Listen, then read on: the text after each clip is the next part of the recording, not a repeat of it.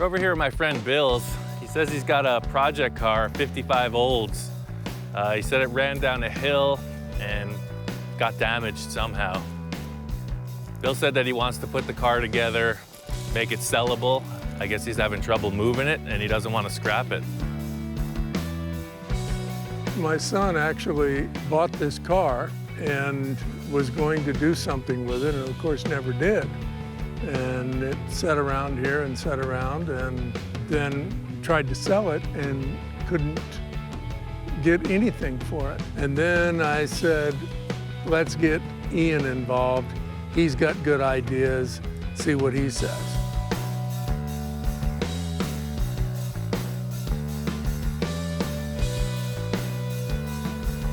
As I understand, Bill's son abandoned the car on the side of the barn. Apparently there was no wheel chocks put on the thing. During a rainstorm, I guess the thing loosened up and cruised down the hill on its own. The car itself looked pretty darn straight. Unfortunately, the tree really did the bumper some damage.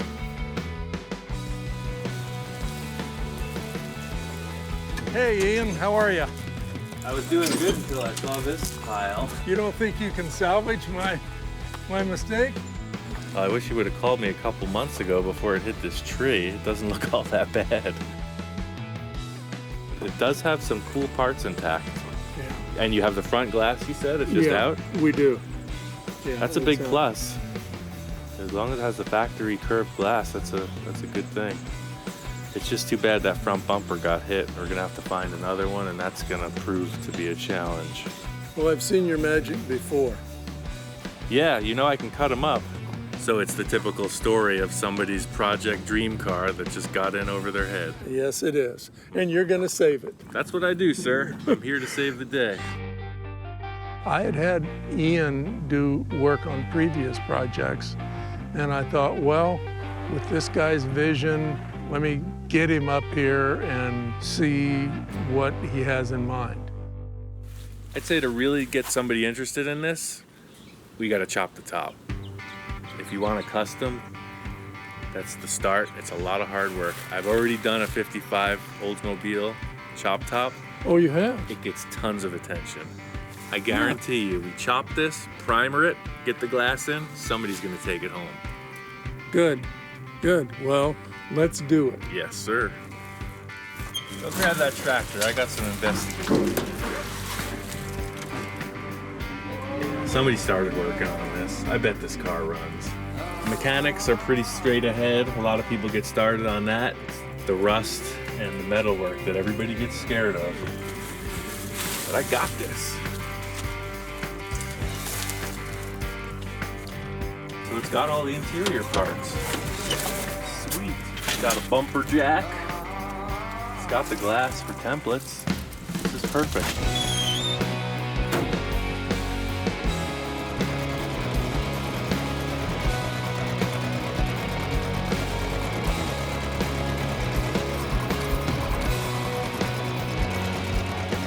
I always want to go big on all my builds. I want to build something crazy.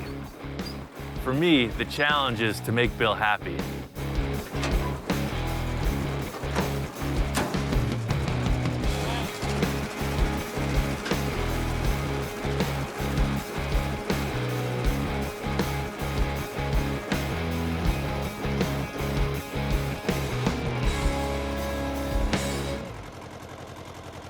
It's only a car. It will succumb to my will. Let's just cut this car up.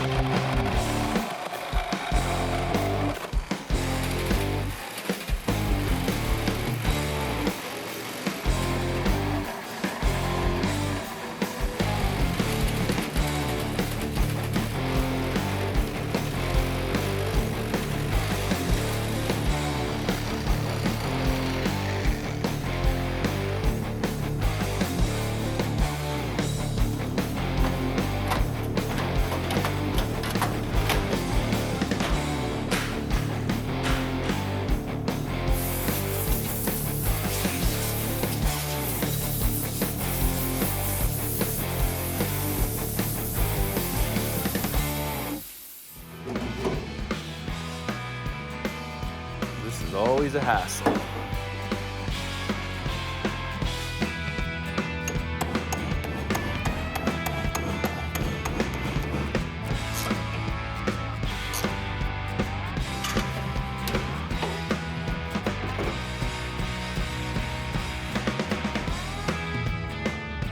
Big part in chopping the top is supporting the body. It's got to be real strong when you remove the roof. Bill had some rebar laying around, and I'm just using that.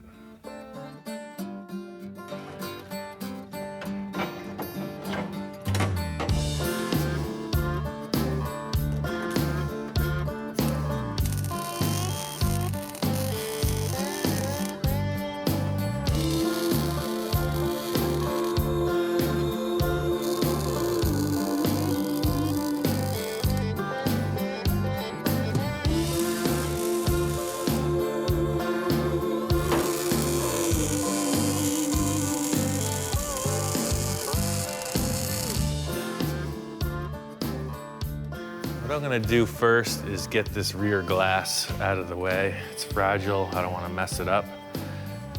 But what I wanna do is leave it in its little seal with the chrome trim, that way this shape surrounding it doesn't distort. I'm committed to the shape of the glass. I can make the metal any shape I want, but the glass is what it is, so you really have, to make it look good, you have to commit to the lines that the glass offers. Seeing that I'm changing all the proportions of the roof, I still have to try to pull it off with this glass.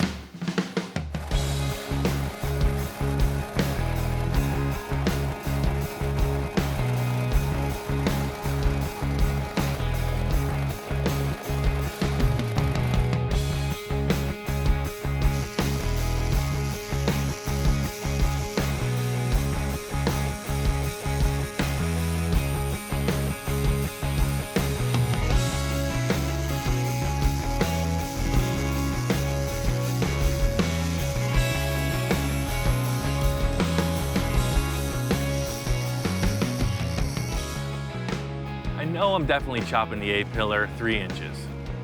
I cut the B-pillar all the way off. If I do use it, it's gonna get repositioned. Either way, it's gotta be out of the way so I can get the A and C pillars fit up right. I got everything cut out. It looks like it's ready to come off.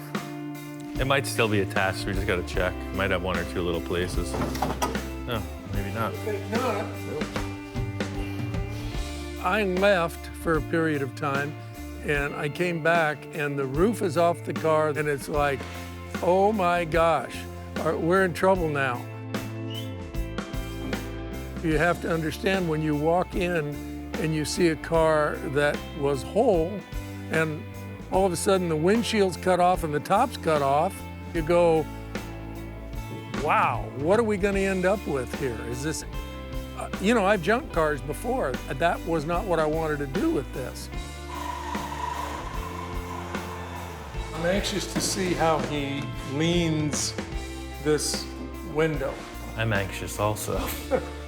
There's two anxious people. I'm not sure what's gonna happen there. Get that special thing, you can't plan it. You just gotta keep trucking through and hope that it comes around. You know, this wouldn't make a half-bad windshield. Maybe I'll just turn this thing around. That's my process. I don't know where I'm going. I'm committed to the front window at this point. I know I want the back glass. I'm just winging it. This is a really critical part. I solved the windshield issue. The back window is kind of tough also. The issue is that the trunk hinge structure, it's all welded together with the back window frame. And I really want to keep the springs and everything in the stock location that hold up the trunk lid. But that seems to be becoming increasingly difficult. I don't want point A to meet point B. I want point A to meet point Z. I'll fill in the rest.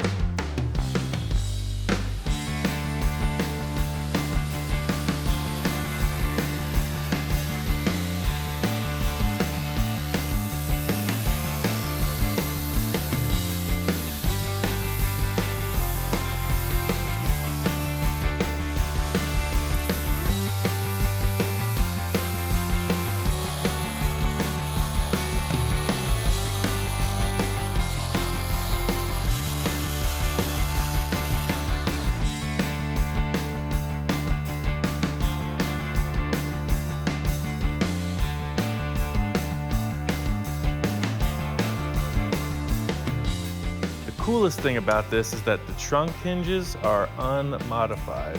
Before, when I did it, the glass was down inside here. But now all the springs will go back. I can just weld the supports back in place. We're in deep now. I took out the front glass just to keep it safe. I gotta put the B-pillars back in for support.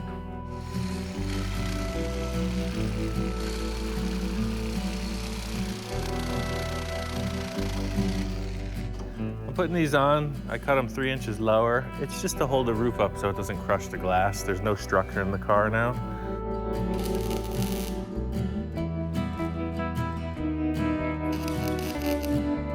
I was excited to see the roof back on, see the whole look of it, but putting the front glass in, that's the sketchy part.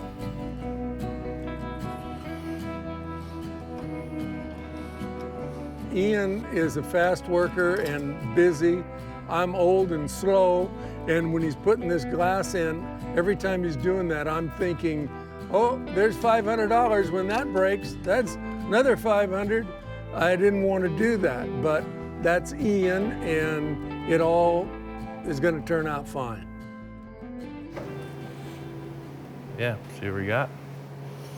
Yeah, see, that fits the glass freaking perfect. I had to build this trough because the stock glass would be a pain to cut. So it was really just a hideaway for the extra glass we're not gonna see. I measured out the roof skin, set up a bunch of pillars to hold it in place, and got to welding.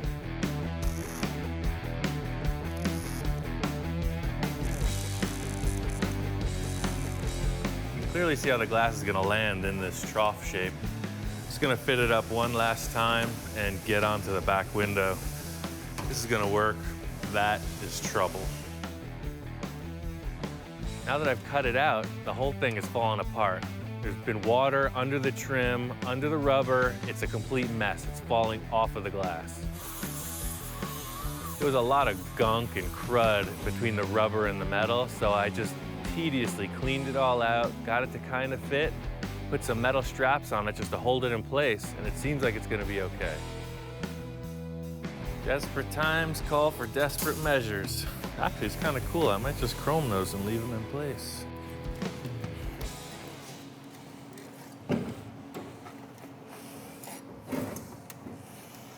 That ain't gonna work. Hardest part about getting this back glass in is making it flow into the trunk. Just taking little cuts, a little bit at a time, and just trying to fit it in.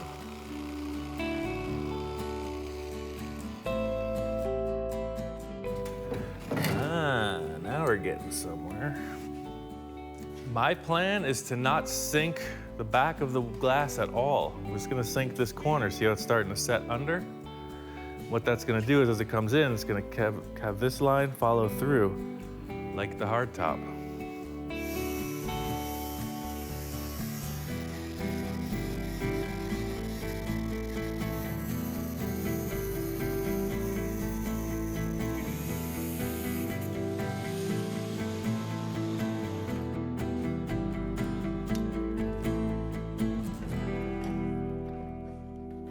Third time putting the glass in, it fits. I'm not gonna have to do anything except one little relief cut and weld it together. It's awesome. That's the way I work through these things, is you get these small little glimpses of hope. The back glass fits. Yes, the front glass fits. Yes, that's what I'm looking forward to. All those little steps along the way. As soon as Bill told me he had a 55 Olds, I'm thinking two-door. They're worth way more money. I came up, saw the four-door, and my mind's been on the two-door conversion ever since I started. The thing that makes this car undesirable is that it's a four-door. All the two-doors are used up. They're all customized. They're great-looking cars. I'm really not happy with the B-pillar in its stock location. The chop on this car makes that issue look even worse. I've already gone this far with the chop. It's a great looking car. I think its value has increased. If I go for two-door conversion with the chop top, this thing is solid gold. Got the doors back to the shop. Today's the day I gotta make it happen. Four-door to two-door conversion, it ain't easy, but I gotta do it like right now. I just gotta prove to Bill that this is gonna work. Fortunately, I got the door jamb from the parts car that matches these doors. I know some of the dimensions are a little bit different, but I think I could pull it off. A couple bolts and the door fit. If this door didn't fit, I think we're going back to a four-door. I just assumed it would fit and we lucked out. Because there is no B-pillar here to support this to the roof, I have to build a very strong structure off of the floor pan so that this panel doesn't wobble around.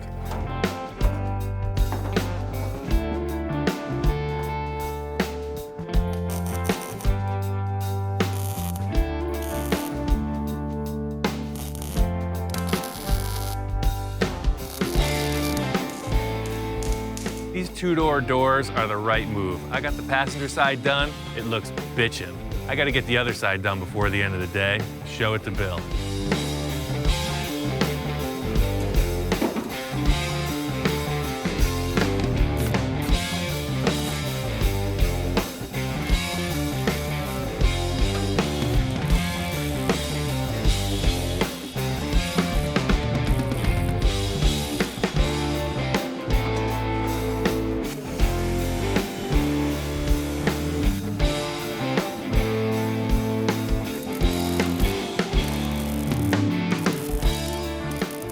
Getting the roof chopped, the doors on, and the rear quarters filled in, that's like a big goal.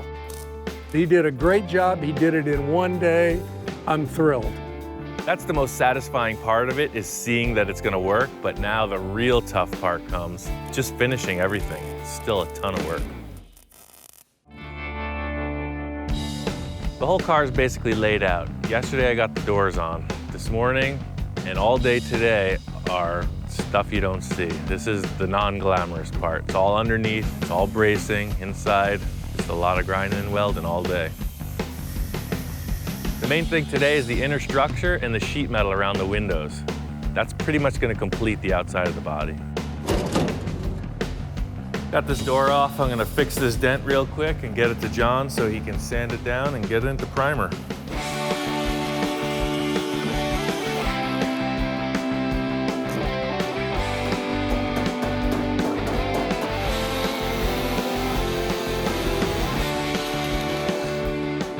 I got this dent pretty much out of there. It's a little wrinkled up, but John can go in with a hammer and dolly and just dial it in.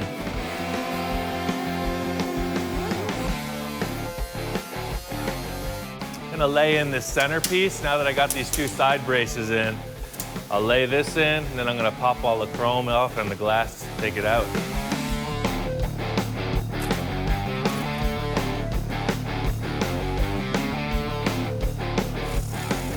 Putting the sheet metal in around the trunk area, getting this and the trim in place is really what sells the whole chop.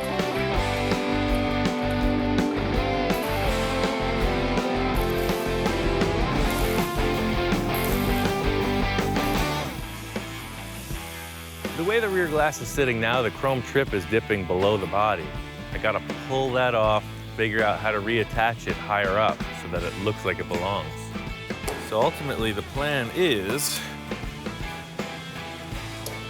trim's gonna go just like that. That's what I did with the other car. So I'll build the body right up here, hide the glass, voila. Yeah, I'd asked him a question about the way the glass lays in the back, and he was drawing it on the glass, and he said, "There's my blueprint." Well, that's a pretty darn rough blueprint. See my blueprints here? It's very technical.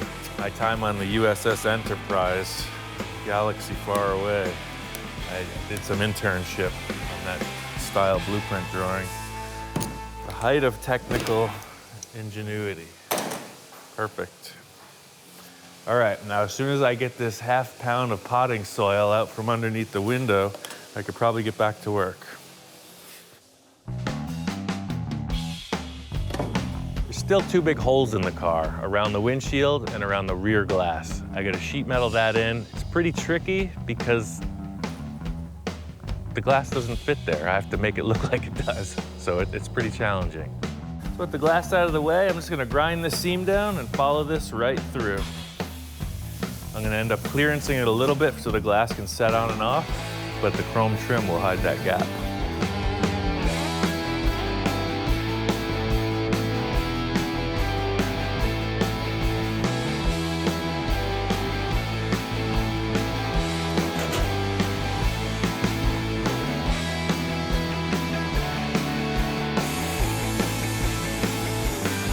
Right now, I'm just finishing up the last few sheet metal pieces around the rear window and the windshield.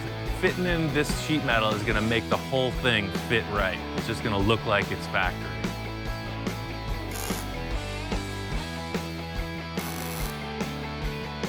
This is the least thrilling part of the whole job. It's always the loose ends, putting things back together that is just monotonous. But this is the part that really makes the car shine.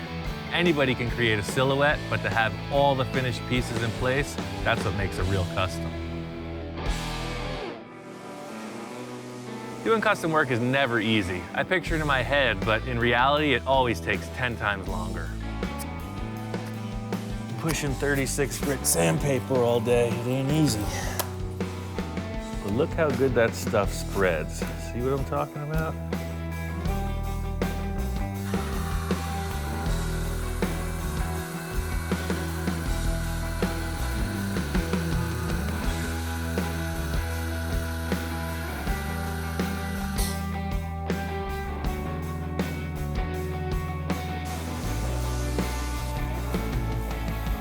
I really like the body filler because the smell, the amount of hard work, you know, the dirt in general, I just feel comfortable. It's like in my element, you know? I like it a lot. I'm anxious to see what it looks like in primer, where it's not all splotchy and you can get a better feel for what it's going to be. In the onset of this project, Bill really just wanted to clean the car up a bit and sell it. The car's turning out. I'm starting to fall in love with this stupid car. The idea was to move it. Well, I don't like to move it now. I think I might end up keeping this car.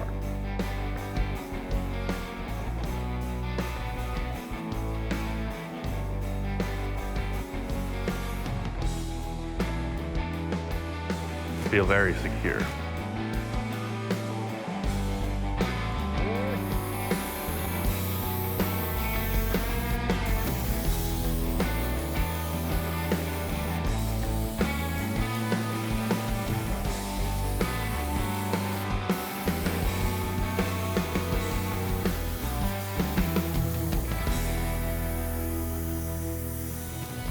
Finished up the bodywork, got it ready for paint, and we decided something mellow, yellow and white two-tone paint job.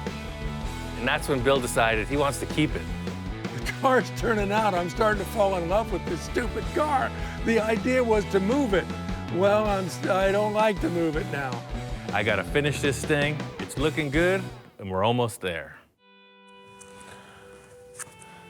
This is my custom bed sheet, window gasket, insulation, vibration dampener trick. Very specialized. This whole window is gonna be suspended in a big rubber goo, big silicone blob. The original window rubber won't fit, so I'm pretty much just hanging it on tape right now. Then I'm gonna set shims, little rubber shims in it, so that the glass is positioned. And I'm gonna glue all the way around both sides of it.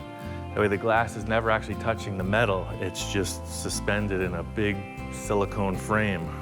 The last bit of fitment is the stainless steel that goes around the glass. This car's roof line is modified drastically through the glass area. I'm having to make special clips to hold it in place, trim the molding down, and refit it. It's a different shape than it was from the factory, so it's taken some time. Somebody who knows what a chopped car should look like is gonna pay attention to all these window moldings.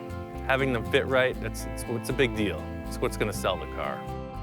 Using the original glass, the original window trim, and making it look like it's a factory thing, it just enhances my work. It makes it look stock. That's the tricky thing. This car just needs something to put it over the top. I called my friend Scratch in. He's the best pinstriper I know. I think he's just gonna finish this car to perfection. You know what? When I first saw the Oldsmobile, I'm walking up the hill to the shop, and the Oldsmobile's sitting there in the middle of the shop space, and it just kind of brings me back. It's very nostalgic for me. I like that they hadn't changed the grill or anything just yet. And then they chopped the roof, so it already it has that look of, it's kind of fast, but it's elegant. Don't mess with me. The pinstriping is like the final touches, you know? You gal might put on jewelry or a fancy necklace, the pinstriping is just the last bit. No, a lot of people don't know this, but pinstriping actually was an art form that was made up to cover up bad bodywork. So striping is always in the same places, in the front of the hood, in the middle of the deck lid. And that's where the emblems and stuff had been shaved off. And then over the headlights and over the taillights, because that's where they would French the headlights or French the taillights. But later on, custom bodywork was taking so long, people would have their cars at their shops for so long that they're like, let's just get a stock car, lower it, and do a panel paint job on it. Like, has a stock original paint around it, we'll just tape it all off and spray another color, or we'll tape it all off and just do striping around it. And that's basically what we're doing. What I want to do is I always start off with a teardrop in the middle, but I want to incorporate a rocket or a rocket theme or simulate a rocket because it is a rocket car, an Oldsmobile rocket. So when we're done, you're going to stand back and go, oh, look, there's kind of a little bit of rocket there. Here's the fins. I always start in the middle and then build my way out. That's been my rule of thumb since I first started striping. I always start in the middle and build my way out. And I'll take a step back and look at the car to see if that's enough striping or if it's too much or it needs more, another color, and then sometimes the customer will chime in. I really like the pinstriping. It's subtle, but it came out great. I am pretty proud of this job. When I got done with the striping today, I really like it. You just step back and look at it and everything has a really nice feel to it and it accents the proper pieces. You know, I had it wrap around the bezels, the taillight and headlight bezels, and then the front piece is really nice and elegant, and the back piece is not too much. It's just subtle. It's just a small piece in the middle, and I think it looks good. Scratch's work was perfect. It was a no-brainer. Bill was stoked, but we're not out of the woods yet. All the little details are attended to, but it don't go nowhere. The engine has yet to run. Bill's saying it'll go. We just got to see it. All right, just give it a kick and I'll do the throttle.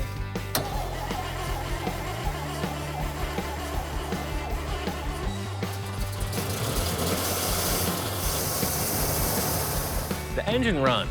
It's got oil pressure. There's no weird clunking noises. That's a good sign. But it's just not acting right. There's something going on with the fuel delivery. Ready? Yeah.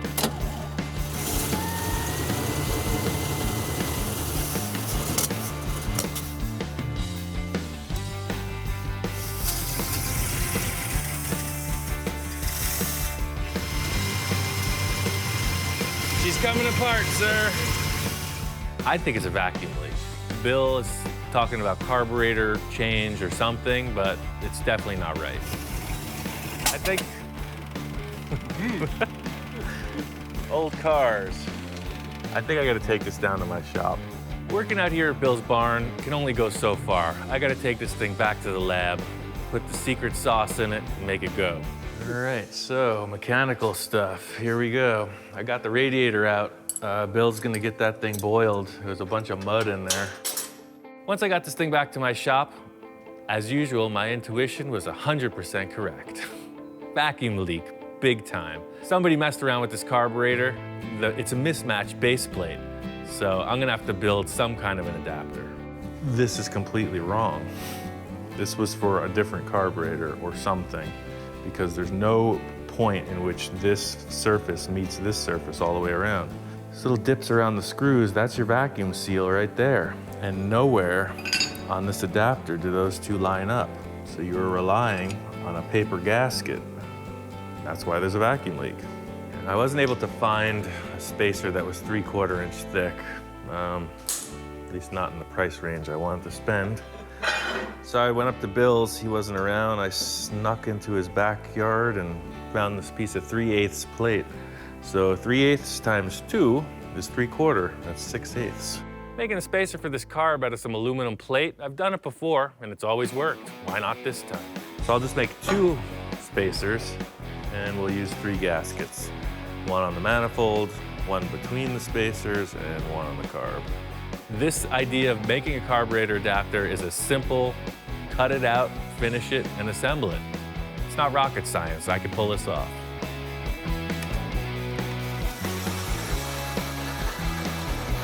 Four hole saw holes, and that's what you get. Pretty cool. The whole deal with what I do is one of a kind. Nobody else has got this. Even though it's a simple carburetor spacer, that's the cool factor. So another issue that came up, you don't really consider it when you're just dealing with cars, but this was a four-door. So we get the whole thing together and get ready to get in the back seat. It's a fixed back seat. Every two-door either has a split bench or a full folding bench.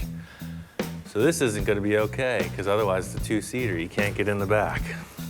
You always run into walls on a project like this. Two-door to four-door conversion, it's pretty straightforward. The last thing you're thinking about is whether the seat's gonna fold forward. Bill's looking at buying a replacement, but I ain't gonna let that happen. I got plans. You can see how it's bolted together here?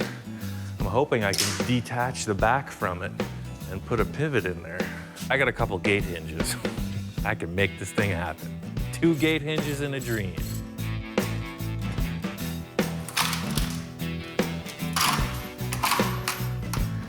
Money.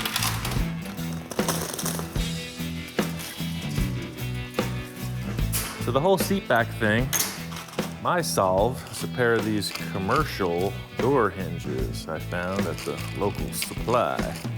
So pretty much where the old bolts came through, just slip that in. I'm gonna weld all the way around so it'll be as strong as the old seat frame.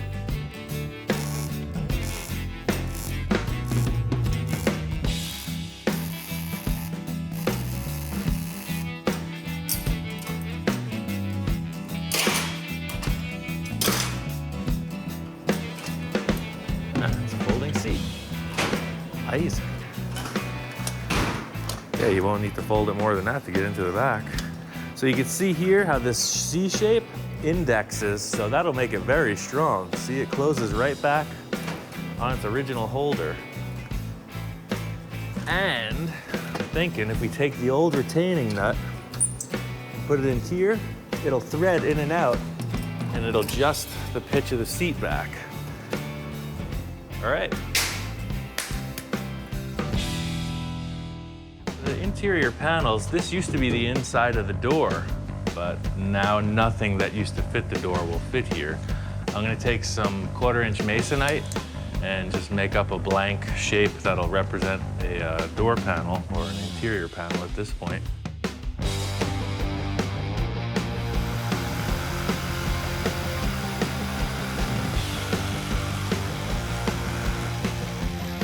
That looks pretty darn dang hot doggity good. Right at the edge, it's as much as we can get out of it. So, I'm not sure exactly how the top fits, but I'll just get this trimmed up flush.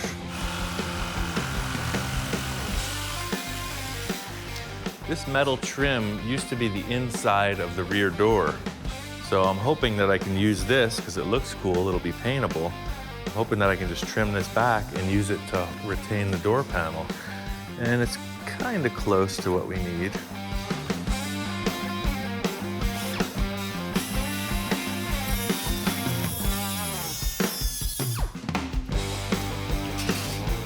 Angry little machine.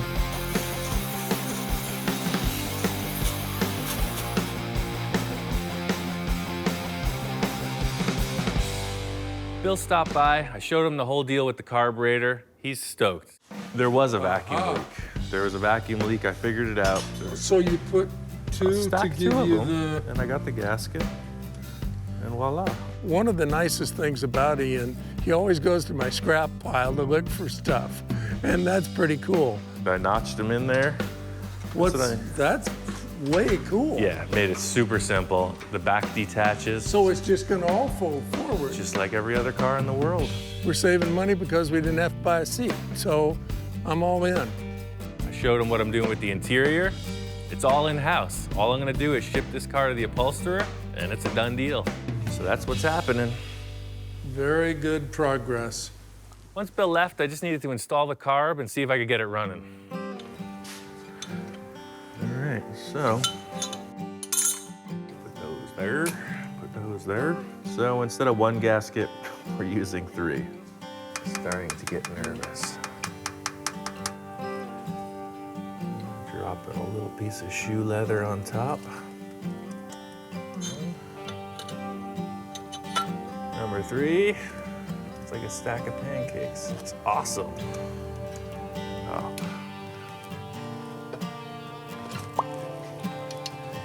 Voila. All I gotta do right now is put in the radiator, fill it with fuel and with water. Yeah, it's pretty much ready to start as soon as it's got fluids in it. That's a little bit better. Let's feed the pig. Sometimes the old guys know what they're talking about. Bill had a hunch that this was a good running engine. Sure enough, man, it sounds tight. Really good. The whole problem was that vacuum leak. You can hear how it's like hands off, it idles. It's totally good. Started right up. Just had to bleed the brakes and it's time to run it.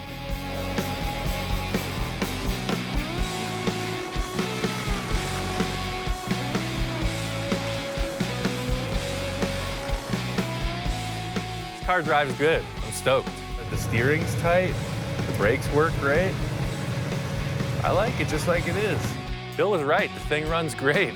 Cruise is nice. Everything seems like it's legit. I just got to get the seats off to upholstery and this thing's wrapped. I just came down here to the valley, my old stomping grounds. Came to see Jack, the upholsterer. He's done a bunch of work for me in the past, and these Oldsmobile seats should be a no-brainer. I've been friends with Jack for over a decade. I found out about him word of mouth. He's the old school dude. He's been there, he's done it. He's worked for Barris, a lot of the SoCal custom shops that were around in the 50s and 60s. It's really a no-brainer. All the upholstery goes to Jack because he's the man. I worked for Barris for 5 years in North Hollywood over here, and we were always doing something creative, you know. 'Cause he comes up with some wild stuff. He's a lot like Ian, you know. So I was thinking like just gray, maybe some stitched things, make it look kind of like that. Like these? Yeah. All the way across. You know, it's like a 1955 styled car. Sure. Nothing fancy, it's chop top, but nothing too crazy, so I just want to keep it mellow. I'll tell you what, you spent a lot more time around cars of this era than me, so I think I'm gonna leave it up to you. Well, that's because I'm old. Yeah, that's what I'm I'm saying. an old guy. You were there. I totally trust Jack on his design. He's been around since this car was built. I mean, he knows what's up. Back then, the cars had character. You know, you could see a car go, you'd know what it was immediately. Today, they look like jelly beans. They're all round, and they're just different colors. They don't have the personality like the cars in the 50s and 60s had. Not even close. All right, well, I'm gonna leave it up to you. Give me a call whenever you're ready, and I'll have the boss sign you a check. All right. How's that sound? Just tell me what you want. I'm on the last leg of finish work with Bill's Oldsmobile. After seeing this car come complete, chop top, the whole deal, it got me spiced up to start another one. The big fabrication tricks, they're the starting block of any custom project. The Oldsmobile's really tedious at this point. My favorite part's the beginning, so I'm starting on another one. I built a VW Bug for some clients up in Canada. They brought me down a Henry J. Pretty cool car. They want me to chop the top and do a bunch of other work to it. Everybody calls this car a Henry J. The VIN tag says Kaiser Fraser Corp. Apparently that's the manufacturer. I've also heard people refer to this car as a Sears Allstate because it doesn't have a trunk. I guess these were sold through the Sears catalog as an Allstate. So I don't know what it is. I'm just gonna chop the top. I love the way this car disassembles. Everything unbolts. It really just unbolts to this bare body shell. It makes it way easier to work on. The whole concept here is just try to simplify it. The less cutting, the mo better. I got the A-pillars all finished off. I'm committing to this chop. That's the height of the roof. I just ground them out and sanded them. I was hoping to not cut this roof. I just wanted to see how the side glass was gonna fit in. The roof is actually tapered towards the rear, so what happens is the glass obviously can't flex. If I put a straight board here, you'll see it hits the front, but the back is out. The glass isn't gonna be able to fit properly. It's gonna cause this rubber trim to pop back out. I wasn't looking forward to cutting this roof and making it wider, but I think I'm gonna have to. I started looking at it and I found that this drip rail was actually tapered. So I think I can use this to my advantage. It looks like the drip rail is straight all the way through the door, and then right at the B-pillar, it starts to taper in. So if I was to attach the B-pillar, trim it, and pull the rear of the roof out, it'll go straight right back through. It'd be easier to cut the drip rail off, but by leaving that, people are gonna think it's a stock part, and then they're gonna start wondering. So that's what I gotta do, cut the whole roof, lengthwise, back to front. I thought this job was gonna be a walk in the park. I told the client it was gonna be like the VW Bug I made for him, and that was easy. Oops.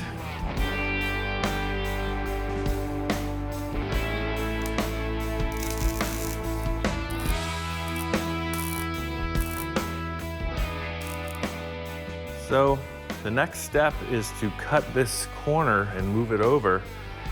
I'm not exactly sure how this is gonna work out, so I'm gonna keep my line a little bit low. Ideally, this is gonna blend right in with a piece of sheet metal. The most important thing to me is getting this drip edge over to the fender. So I'm just gonna cut up to the B-pillar. I'll probably do a little relief cut on the inside and see if I can just twist it a little, but I have a feeling I'm gonna have to go all the way to the front. This is the thing I'm unfamiliar with. I'm just feeling it out. I'm gonna make a relief cut on the inside of the structure and then just zip the sheet metal open and see when it moves.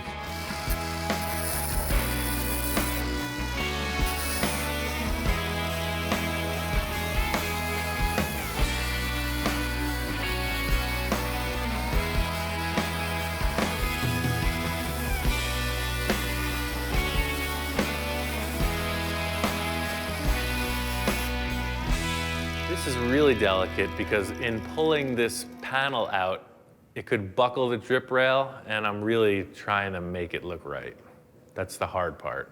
It's gonna work. I don't even have to cut ahead of the B-pillar. I just put a trim on the back side of that structure, and this guy will pull right over. I really lucked out. Made a couple cuts, I pulled the thing, and it snapped into place like it was meant to be. Yep, that's why I get paid the big money. Pretty cool. The thing is, it looks easy because I just cut it, but I've cut a lot of cars. I know how these panels flex, and that's why I made this decision. I'm just gonna weld it on there now, like I meant to do it that way. You could have cut this car anywhere. The reason I cut it where I did is because I know what I'm doing. So, see, I gotta fill that all the way through. It's gonna take a while, but I can handle it. The sides are mirror images of each other, so I'm gonna transfer this measurement, cut the same thing, like butter, make it happen. Plan for the rear of the car is to delete the taillights. Client wants to put in a custom set of Cadillac taillights in the fins, so the whole issue is the transition from there to here. My mission here is to just smooth out the entire rear end of the car, and just make it look like it's futuristic, you know, Batmobile stuff.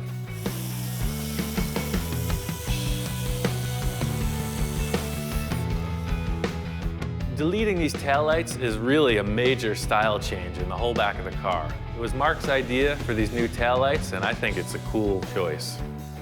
The biggest repair panel in this whole project is around where the old taillights used to go. There's not a huge dimensional change between the roof and the fenders, but cutting out this taillight is a big hole.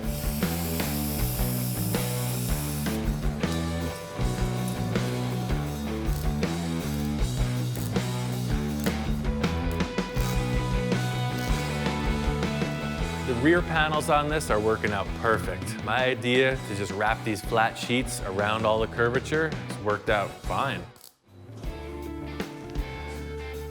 That's the look. I've chopped a lot of cars, and this rear portion has been probably the most challenging out of all the chops I've done. It's such a big, graceful, sloping back end. There's a lot of welding. I pulled it off. I'm stoked. This car is way cool. I'm really happy we cut it as much as we did. I went back and forth with Mark a few times, but in the end, I think we nailed it. This is a great looking car. I sent Mark the photos of it, and he was stoked. Good call, Ian. Oh, I love the way it looks. I mean, the pictures you sent me were awesome. I mean, it suits the car. It's like the Bug, which is what I wanted, and it's going to be one radical ride. Looking forward to seeing it and you and maybe some of your other little projects you're working on there. Always got something. That's right. Cool, man. Take it easy. I'll talk to you soon. You too, bud. Right on. The Henry J is looking good. This part of the project is a success. I got to get back on the Olds. The seats are ready. I'm sure they look good. Just going to talk to Jack and wrap this thing up. Sweet. So you did the little deluxe version, too. Yeah, well, this is like the... That's cool. Yeah, let me get grab these out of here. I'll grab them outside and set them up. Get a look.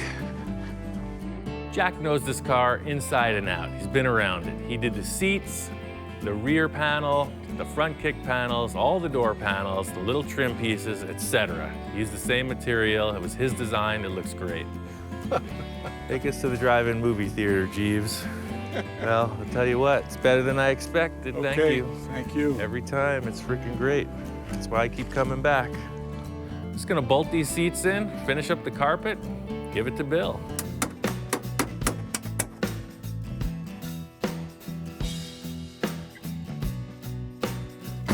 Pretty classy, huh? Very classy. Well, like always, Ian, it really looks nice. Nice job. Thank you, sir. Glad you like it. Nice job. You've carried this project clear to the end. Yeah. The people who see this car finished on the street, they'll look at it, they'll dig it. But once you understand where it came from, that's the wow. That's the wow factor. This car was a mess.